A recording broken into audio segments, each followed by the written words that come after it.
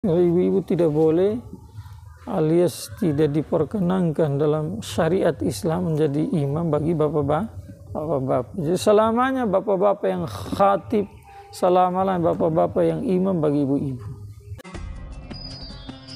Muhammad nabina binuru hadina min Makkah minuru satal Madinah.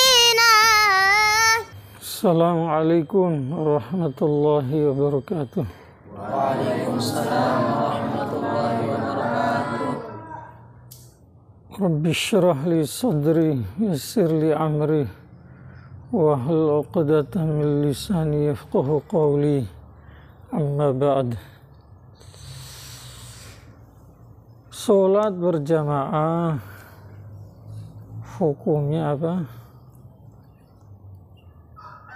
Sekarang seorang apa? Wajib. Mau dimarah orang kita. Wajib bagi madhab Imam Abu Hanifah.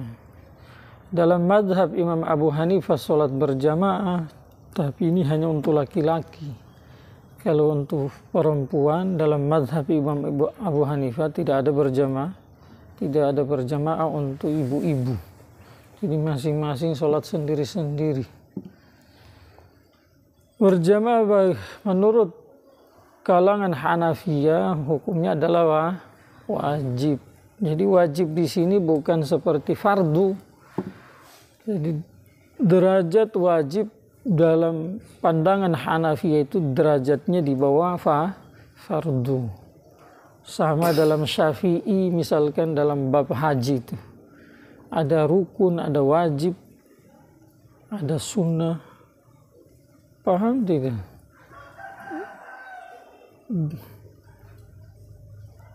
Sementara dalam masalah ini Syafi'iyah itu wajib dengan fardu sama saja, cuma pandangan Hanafiyah berbeda. Sehingga kalau ada orang yang tidak berjamaah menurut Hanafiyah, laki-lakinya, orangnya berdosa, kewajibannya tanggungan jadi gugur. Kewajiban sholatnya itu jadi gugur. Cuma yang sholat itu tetap berdosa. Kenapa? Karena ditinggalkan kewajiban berjamaah. Sementara dalam Syafi'iyah berjamaah yang muftabihi, yang ma'mul bihi, yang jadi fatwa, yang diamalkan itu adalah sunnah mu'akkadah.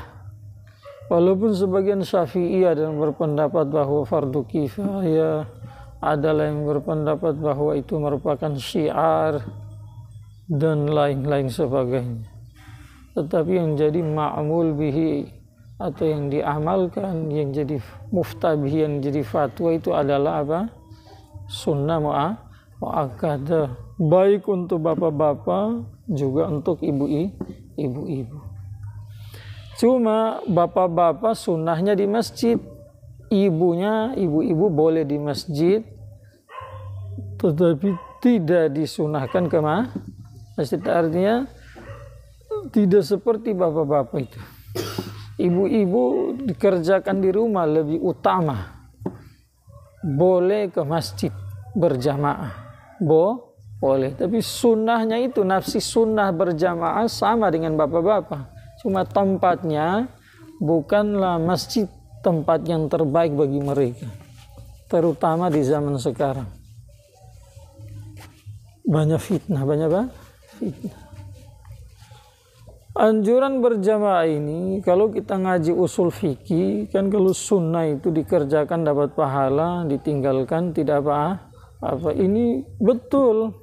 Cuma kalau bagusnya lagi diartikan pengertian sunnah, kalau dikerjakan bahagia, tidak dikerjakan tidak bahagia, atau kalau dikerjakan untung dunia akhirat, kalau tidak dikerjakan rugi dunia akhirat. Itu paling bagus definisi itu, supaya orang-orang yang mau tinggalkan sunnah itu berpikir-pikir sedikit. Rata-rata kita dulu masih mondok di pesantren itu, Karena kita hanya mempelajari definisi usul fikih seperti tadi, bahwa kalau dikerjakan dapat pahala, kalau ditinggalkan tidak apa-apa, itu definisi zahir sunnah.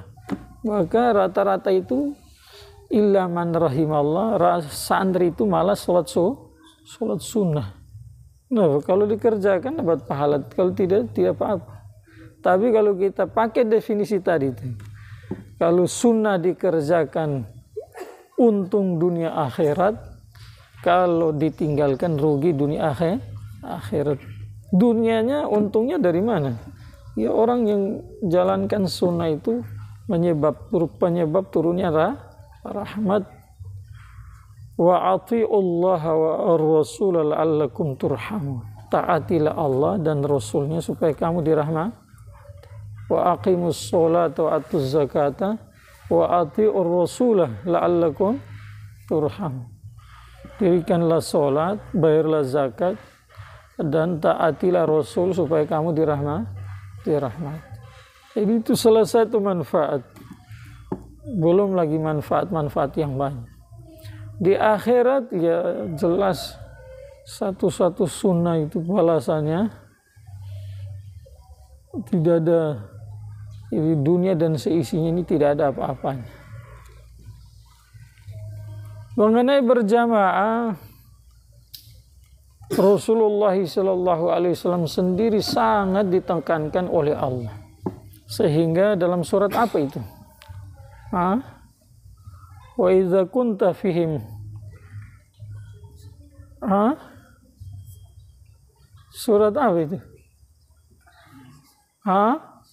An-Nisa kan?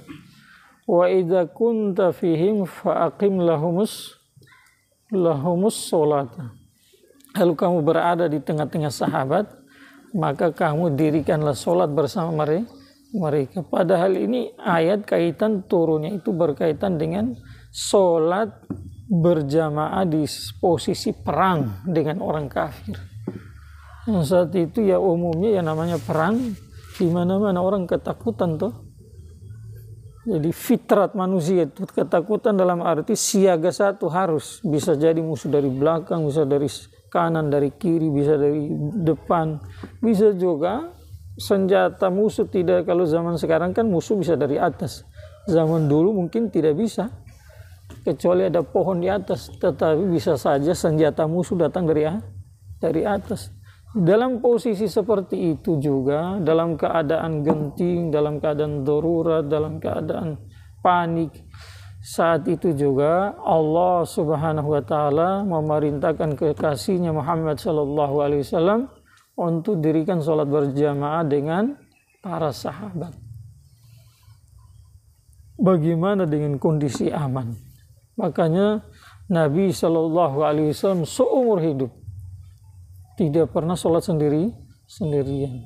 Sudah mau meninggal dunia saat sakit keras, maka dipapa sebelahnya Abbas radhiyallahu anhu, sebelahnya lagi kadang Ali, kadang yang lain radhiyallahu anhu, untuk mendatangi masjid sholat berjamaah. Itu tingkatan tinggi. Nah, kalau rukhsahnya kita kalau sudah seperti itu ya boleh sholat di rumah, berjamaah di rumah.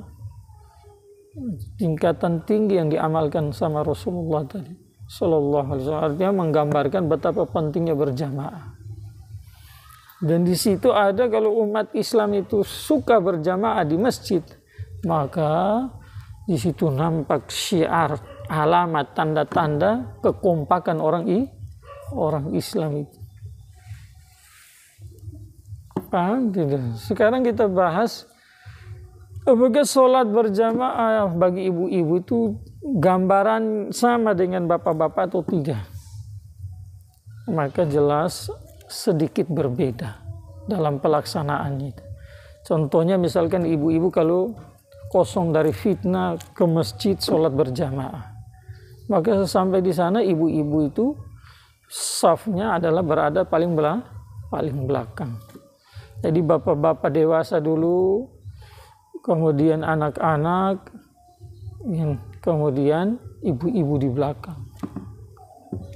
Kalau bagaimana kalau anak-anak di belakang, ibu-ibu di tengah, bapak-bapak di depan? Maka dalam pandangan Syafi'iyah sah-sah saja, tapi hukumnya makruh. Hukumnya apa? Makruh. Kalau anak-anak di belakang, laki-laki itu, ibu-ibu di tengah, baru bapak-bapak di depan. Sah tapi makruh. Maka yang terbaik seperti tadi. Yang berikutnya, saat dalam berjamaah tidak diperkenankan bagi seorang ibu untuk menjadi imam bagi laki-laki, tidak sah sholat. Kendati bapak-bapak na'udzubillah sudah dirubah jadi bencong. Misalkan kelaminnya adalah laki-laki, perbuatan terkutuk toh, terus ada yang operasi kelamin laki-laki jadi perempuan, maka dikembalikan ke hukum aslinya, dia dihukumi sebagai seorang laki-laki. Kalau saat itu ada ibu-ibu yang imami dia dalam berjamaah, sholatnya tidak sah, dua-duanya sholatnya tidak sah itu. Kalau ibu-ibu tidak boleh alias tidak diperkenankan dalam syariat Islam menjadi imam bagi bapak-bapak. Jadi selamanya bapak-bapak yang khatib, selamanya bapak-bapak yang imam bagi ibu-ibu. Jelas ya?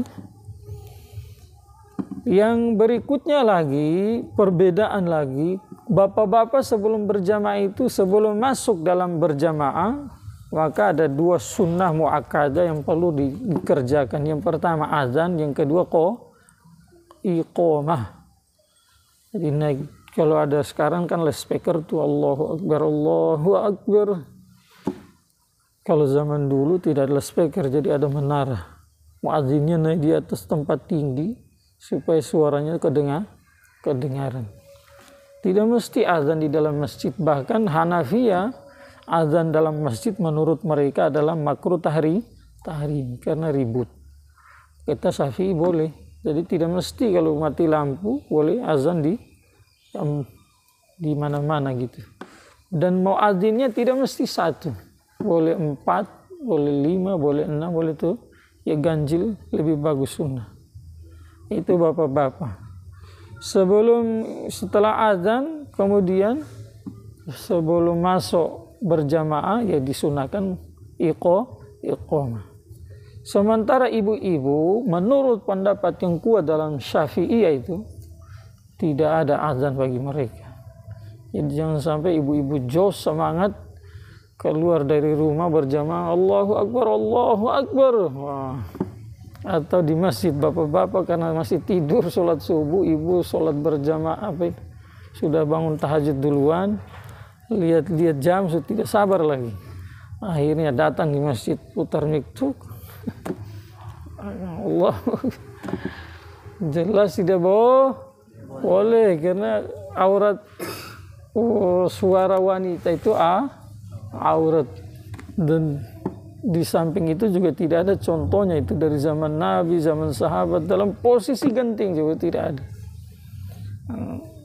Suaranya aurat menurut sebagian ulama. Kalau tidak ada fitnahnya itu, kalau ada fitnah, misalkan suaranya bagus tuh Allahu Akbar, Allahu Akbar, didengar sama laki-laki, disuka. Kalau ada fitnah-fitnah yang menyebabkan suara laki-laki tertarik dengan suaranya, maka sepakat haram itu di suara wanita dikasih tinggi. Jadi azan tidak ada bagi ibu-ibu. Yang ada hanya iqamah saja. Iqamah juga itu saat bukan sholat dengan bapak-bapak. Misalkan bapak-bapak jadi imam gitu, ibu-ibu jos semangat, ibu-ibu yang qomat. Tidak boleh. Hatta suami istri di rumah yang misalkan mereka berjamaah atau dalam posisi safar, maka jangan bilang dek qomat, paham tidak? Ya jangan disuruh istrimu qomat. Jadi kalau yang azan bapak, yang qomat bapak tidak apa-apa. Kalau tidak ada yang lain saat itu karena ada laki-lakinya, maka ibu hanya nempel berjamaah, berarti yang azan pelan-pelan, bapak juga qomat, bapak juga. Ibu-ibu tidak boleh. Paham tidak? Mereka disunahkan qoma saat mereka berjamaah sesama mereka itu. Dan suaranya jangan terlalu lama, jangan terlalu keras. Pahami? Yang berikutnya perbedaan berjamaah ibu-ibu dengan bapak-bapak lagi adalah dalam aturan shaf. Kalau bapak-bapak itu kan imamnya di depan, 3 langkah ke depan sunnahnya. Yang shaf pertama, kedua di belakang semua, ketiga dan seterusnya. Sementara ibu-ibu saat berjamaah maka sunnahnya itu bukan maju ke depan, tetapi imam bagi ibu-ibu tadi, dari kalangan ibu-ibu juga, dia berdiri di tengah-tengah shaf pertama. Jadi begini, dia di sini. Ini ibu, ini Maryam, ini Zainab, ini Fatimah, ini Aisyah. Di sini Ummu Kalsum jadi imam. Paham tidak? Jadi jangan kayak begini, imamnya maju di sini, tetapi imamnya tetap di sini, Shaf pertama, di tengah shaf pertama. Kenapa? Karena walaupun sesama ibu-ibu itu aurat, paham tidak? Jadi bukan mereka disuruh maju. Jelas ya? Yang berikutnya lagi perbedaan dalam berjamaah antara ibu-ibu dengan bapak-bapak. Kalau seandainya ada kesalahan dari imam,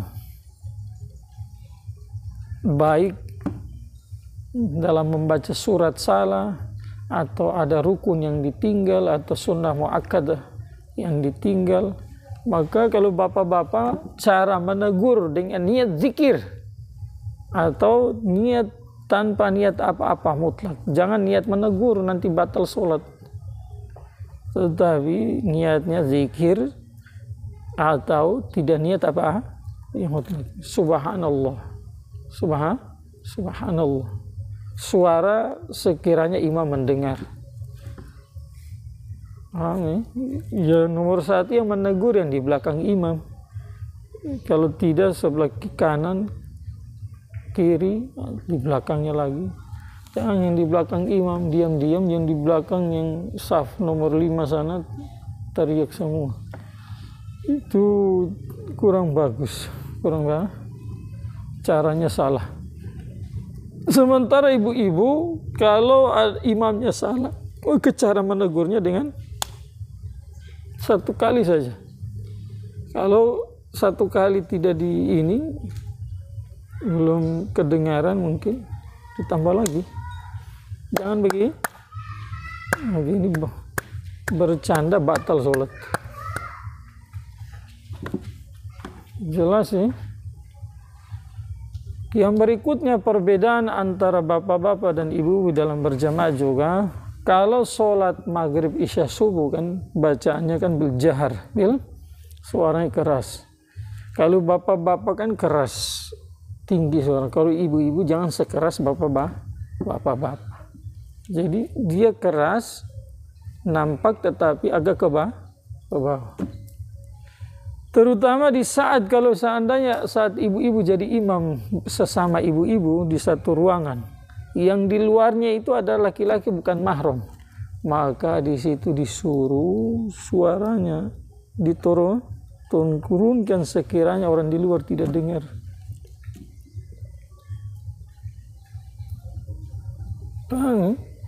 Jadi itu perbedaan antara sholat bapak-bapak dengan ibu-ibu dalam berjamaah. Jelas ya. Yang lain sifatnya infiradi. Kalau yang lain itu sifat infiradi. Misalkan posisi sujud, bapak-bapak sujudnya buka sekiranya dari belakang kelihatan ketiak. Kemudian perutnya diangkat sehingga anak kambing bisa jalan di bawah.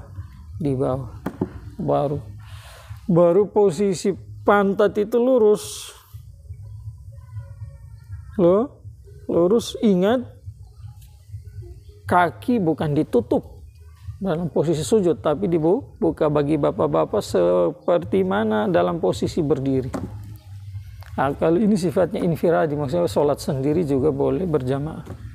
Kalau ibu-ibu tidak, saat mereka sujud, maka ini ditempel. Paham tidak? Jadi bukan dibuka kayak bapak, seperti bapak. Jadi posisi siku dan lutut ini berdempetan dengan perut, karena itu tadi itu alasan wanita itu adalah aurat. Begitu pula posisi ruku, bapak-bapak buka, jadi terenggang tangan, terus sikunya buka, dijauhkan siku dari apa ini? Pinggul. Sementara ibu-ibu saat posisi ruku, sikunya dilengketkan dengan pinggul. Kenapa? Karena aurat. Itu sekilas mengenai perbedaan sholat berjamaah ibu-ibu dengan bapak-bapak. Semoga bermanfaat. Subhanallah.